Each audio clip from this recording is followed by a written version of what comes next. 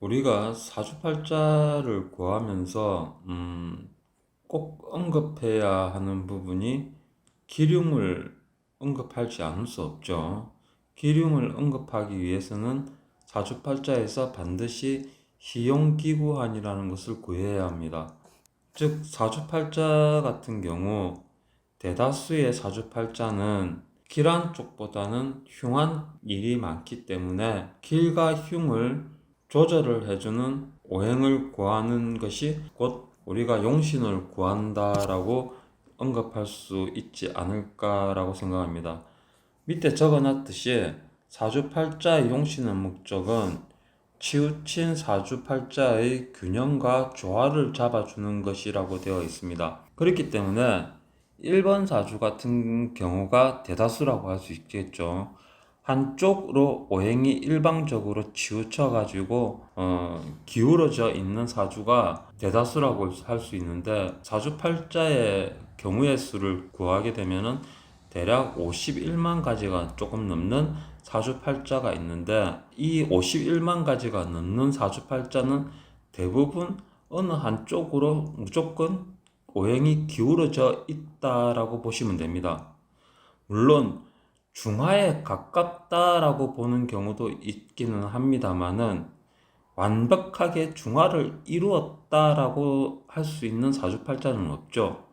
그렇기 때문에 중하를 가깝게 이루었다라고 하더라도 반드시 길흉을 구하기 위해서는 용신을 구하지 않을 수 없습니다. 그렇지 않으면은 인생의 희귀를 알 수가 없기 때문이죠. 그렇기 때문에 중화사주처럼 보인다고 하더라도 강약을 가려가지고 용신이라는 것을 구하게 됩니다. 가장 기본적인 것은 첫째, 억부용신이 해당되겠죠. 이 억부용신은 강한 것은 약하게 만들어주고 약한 것은 강하게 만들어 주어서 지금 2번에 나와 있는 지렛대 모양으로 균형을 잡아주는 것이 목적이라고 할 수 있겠죠. 하지만은 과연 균형을 잡아주는 것이 과연 좋은 쪽일까라고 생각해 보면은 꼭 그렇게만은 생각할 수는 없는 것 같습니다. 왜냐하면은 이렇게 대부분의 51만 가지가 넘는 사주팔자의 경우 어느 한쪽으로 이렇게 기울어져 있는 상태의 지렛대로 형성이 되어 있는데, 이것을 균형을 맞춰 준다고 한다면은 나쁜 쪽은 이렇게 조금 내리고 좋은 쪽은 조금 올려서 이것을 수평으로 맞춘다는 얘기죠. 예.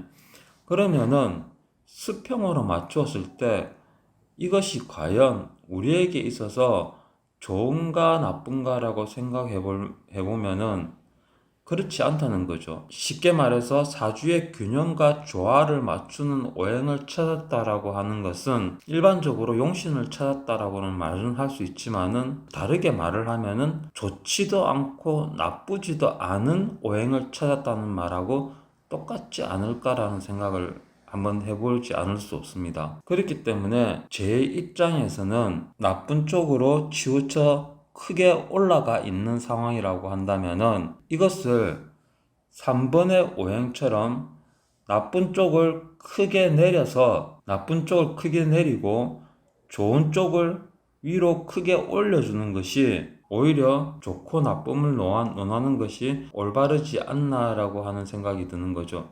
쉽게 말해서 발복을 한다라고 했을 때 이렇게 2번 지렛대처럼 균형을 맞춰주게 되면은 대발을 하는 것이 아니고 잘 살지도 못하지만은 그렇다고 해서 못 살지도 못하는 어정쩡한 형태가 되어버리는 그런 경우겠죠. 그러면은 이런 어정쩡한 형태에서 벗어나서 우리가 잘 살기 위해서는 지금 3번 지렛대처럼 나쁜 쪽은 크게 내리고 좋은 쪽은 반드시 위로 크게 올려야만이 우리가 큰 돈을 번다든가 아니면 큰 명예를 얻는다든가 좋은 쪽으로 살 수 있는, 즉 발복을 할 수 있는 조건이 형성이 되지 않나라고 생각하고 있는 겁니다. 쉽게 말해서 저 같은 경우에는 오행이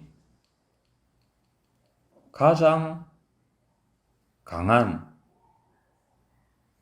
혈지라는 것을 구하는데, 이 혈지라는 것은 여러분들이 말하는 치우친 사주의 균형과 조화를 잡아주는 오행을 말하는 게 아닙니다. 즉 3번 오행처럼 한쪽으로 크게 올려주는 오행을 잡아주는 것을 말하는 거죠. 그러니까 이렇게 나쁜 쪽으로 지금 크게 올라와 있는 상황이라고 한다면은 이 나쁜 쪽을 3번처럼 좋은 쪽으로 크게 올려주는 오행을 잡아주는 것을 혈지라고 하는 겁니다. 여러분이 알고 있는 용신이라는 개념하고는 전혀 다르다고 볼 수가 있는 것이죠. 그러면은 사주팔자의 예문을 통해서 한번 알아보도록 하겠습니다. 자, 이 사주를 한번 살펴볼까요? 이 사주 같은 경우에 일반적으로 우리가 이 사주팔자를 논할 때 일간대 월지를 논하죠. 월지를 가지고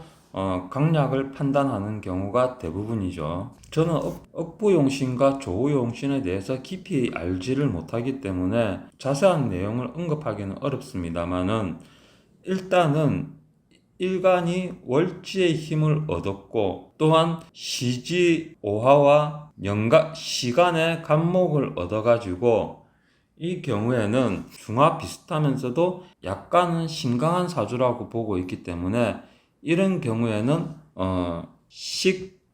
식재관이 용신이 될 가능성이 크겠죠. 강한 것을 약하게 좀 만들어서 균형을 맞춰줘야 되니까요. 그죠? 조후로 본다고 한다면은 5월의 병화이기 때문에 매우 뜨거운 불이라고 할 수 있겠죠. 게다가 옆에 임수가 있기는 합니다만은 시지에도 오화가 있고 천간에 간목과 을목이 있어가지고 이 임수가 거의 메마른 상황이라고 볼 수 있지 않을까라고 보이기도 합니다. 물론 맞는지 안 맞는지는 자세히 잘 모르겠습니다. 일단은 얕은 지식은 하는 겁니다. 물론 일지 술토와 연지 축토가 화기를 억누르고 있지만은 화기가 강해서 이 월간의 임수가 아주 중요하게 쓰이는데 그 중요하게 쓰이는 쓰임새를 다 못하고 있다라고 볼 수 있지 않을까라고 보입니다. 그렇기 때문에 조후적으로 본다고 한다면은 수라는 오행을 쓰는 것이 맞지 않나라고 보이죠. 물론 이것은 제 얕은 지식으로 봤을 때 그렇다는 겁니다. 전문적으로 조적인 부분과 억부용신으로 공부하신 분들하고 의견이 전혀 다를 수 있습니다. 그렇지만은 이것을 혈치론으로 봤을 때 어떤 식으로 나오느냐 하면은 지금 보면은 수생목이 되고 목생화가 되고 화생토가 되어 가지고 이 사주는 용비혈이 됩니다. 혈지는 목이 되죠. 그 다음에 이 혈지라는 거는 여러분들이 알고 있는 용신하고 같은 개념입니다. 조금 다릅니다. 용신은 조화와 균형이지만은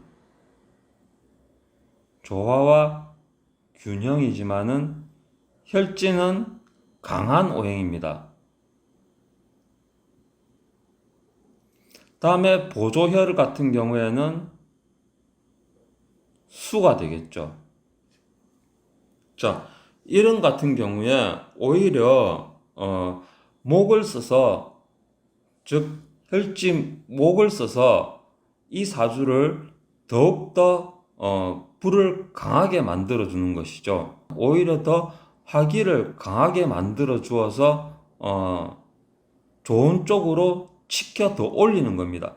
쉽게 말해서 이런 식으로 수평이 되어 있어서 기라고 흉함이 있다고 한다면은 약간의 차이가 있지만은 이게 흉은 즉 금이 되겠죠. 길은 목이 되겠고, 이렇게 되어 있다면은 이것을 아예 이런 식으로 확 높여버리는 겁니다. 길을 목을 써서 기람을 확 높여버리고 금을 아예 바닥으로 내려놓는 거죠. 길한 눈을 더욱더 길하게 만들고 흉한 것은 아예 흉한 것이 나타나지 않도록 아예 억눌러 버리는 것이죠. 그러니까 기존에 우리가 생각하고 있는 희용신 개념은 이렇게 중화를 맞춰 가지고 길과 흉의 오행의 중화를 맞춰서 수평을 만드는 것이 목적이라고 한다면은 제가 사용하고 있는 혈지론 같은 경우에는 아예 흉한 것을 나타나지 않도록 확 내려 버리고 길한 것은 아예 대놓고 겉으로 나타나도록 위로 팍 올려버리는 그런 경우라고 말씀드릴 수가 있는 것이죠. 그러니까 이 사주 같은 경우에 신강신약을 따진다고 한다면은 약간 신강해 보인다고 할 수 있기 때문에 식재관, 토금수를 쓴다고 봐야 되나요?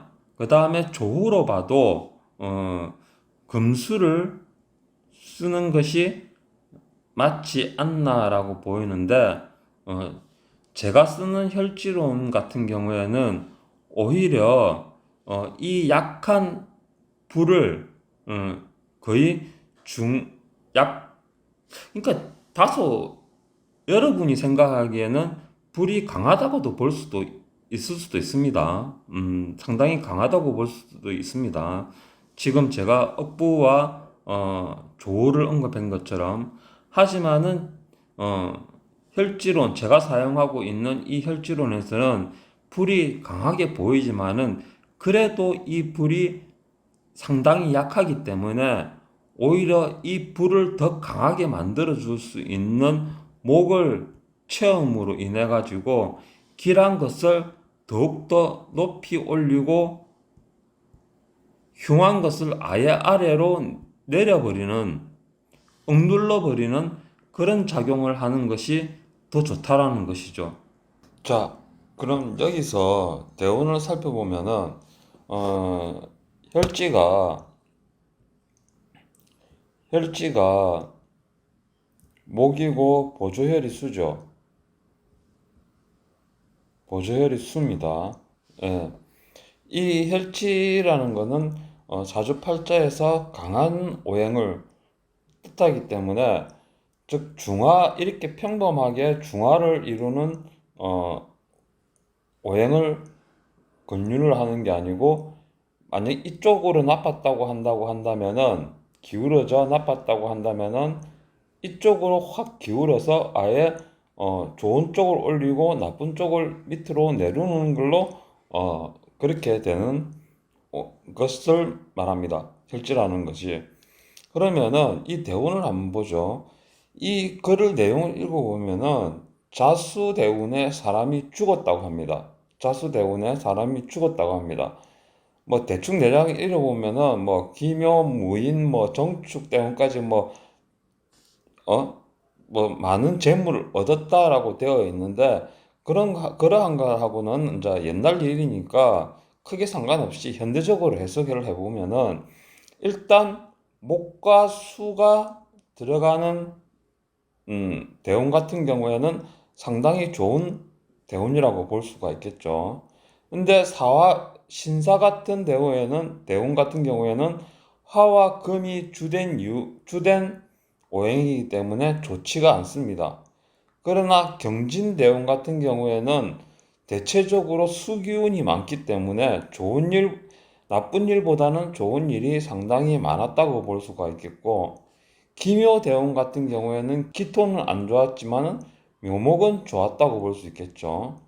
그 다음에 무토대운 같은 경우에는, 여러분 같은 경우에는 무토대운이 대체적으로 토기운이 강한 오행 아닌가라는 생각을 많이 하시겠지만은, 실제적으로 무토대운을 이거를 천간으로 분해를 해보면은 수기운이 강한 오행이 무토대운입니다.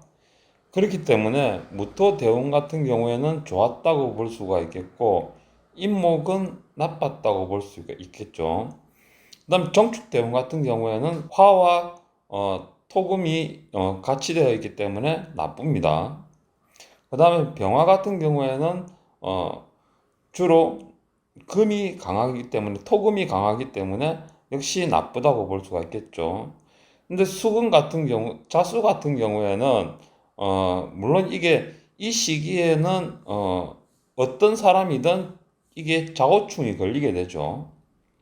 여섯 번째 대운이기 때문에 하나, 둘, 셋, 넷, 다섯, 여섯, 이 여섯 번째 대운에는 누구든지 월지와 충이 걸리게 됩니다. 근데 이 충이 걸렸다고 해가지고 좋고 나쁘고 뭐 이렇게 따지는 게 아니고, 이 병호 대운 자체를, 10년 자체를 보고 해석을 해야 되는 겁니다.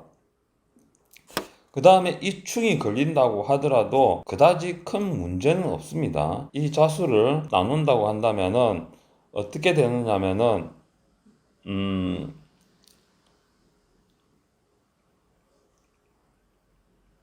이래 되고, 그 다음에 무토가 되고, 개수가 되고, 무토가 되고, 개수가 되고, 이렇게 1년, 1년, 1년, 1년, 1년 이렇게 돼가지고 총 5년이 됩니다. 이렇게 나오는, 분해가 돼가지고 이렇게 나오는 경우에는 좌우충과 같이 합친 결과입니다. 같이 합친 결과입니다. 물론 이 앞에 정이 이렇게 붙어 있기는 합니다만은 크게 문제는 없습니다. 그러면은 지금 보면은 하나, 둘, 수가 하나, 둘, 세 개 있기 때문에 이 자수의 5년 동안 3년 정도는 좋았다는 이야기인데, 이때 죽었다는 거는 이 사람의 수명이 이 정도밖에 안 됐다는 얘기입니다. 옛날 사람들은 다 대체적으로 수명이 다 짧은 시기였죠. 오히려 오래 산 사람들이 이상한 사람들이라고 봐야 되겠죠. 이 정도 60까지 환갑까지 살았으면은 충분히 남들처럼, 보통 평범한 사람들처럼 살았다고 보는 게 맞습니다. 우리나라 같은 경우도 이 정도 시대가 떴으면 대부분 40대에서 50대가 평균 수명이라고 볼 수 있겠죠. 지금은 의학의 발달로 80대 수준에서 수명이 되고 있습니다만은, 옛날 같은 경우에는 40, 50까지 살면은 천수를 거의 다 누렸다고 볼 수가 있는 시대라고 볼 수가 있겠죠. 지금하고는 세상이 많이 다릅니다.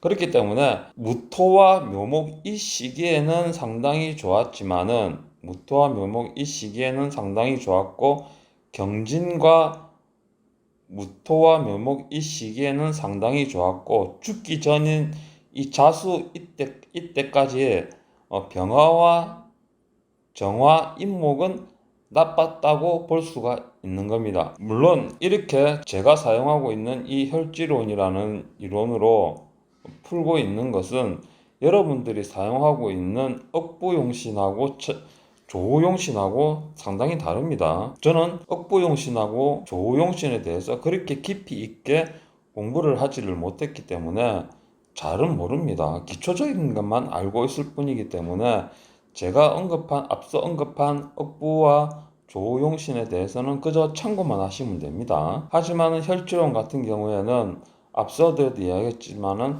일간이 월지에 당령했느냐 안 했느냐 이것을 따지는 학문이 아닙니다. 그리고 일간이 지지에 뿌리가 있느냐 없느냐 이것을 따지는 학문도 아닙니다. 아까 전에 보여주었듯이 수생목, 목생화, 화생토 이렇게 흘러가는 이 흐름만 따질 뿐입니다. 이 흐름만을 따져가지고 용혈을 구하고, 용혈을 구하면은 혈지를 구하고, 이 혈지를 통해 가지고 운이 좋고 나쁜만을 따지는 거죠. 근데 이 보면은 내용을 보면은 기묘 무인 뭐 이때까지 뭐 많은 돈을 모았다고 글로 적혀 있었던 것 같은데 실제적으로는 기묘 무인 이때 다 모았던 건 아니고 묘목하고 무토 이 시기에만 돈을 모았지 이때 모은 돈이 그대로 임목까지 같이 가지고 흘러갔다고 밖에는 볼 수가 없는 겁니다. 청축대원은 좀 힘들지 않았나라고 보이는데 아마 돈이 많아서 그다지 힘들어 보이지 않았다라고도 볼 수도 있을 수도 있습니다. 자, 이번 시간에는 용신이라는 거에 대해서 언급을 했는데 아무튼 혈치론에서는 이 오행의 중화라는 개념보다는 한쪽으로 극단적으로 치우친 용신을 구하는 것을 목표로 하고 있습니다. 조화와 균형을 잡아주는 것은 원하지 않는 거죠.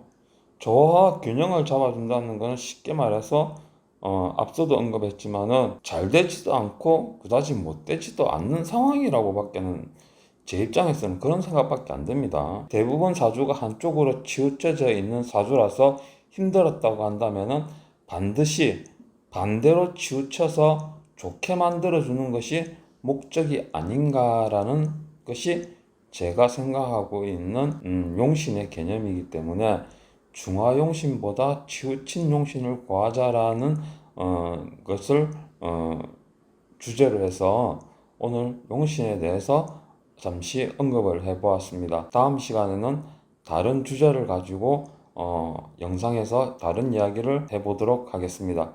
지금까지 사주상담가였습니다.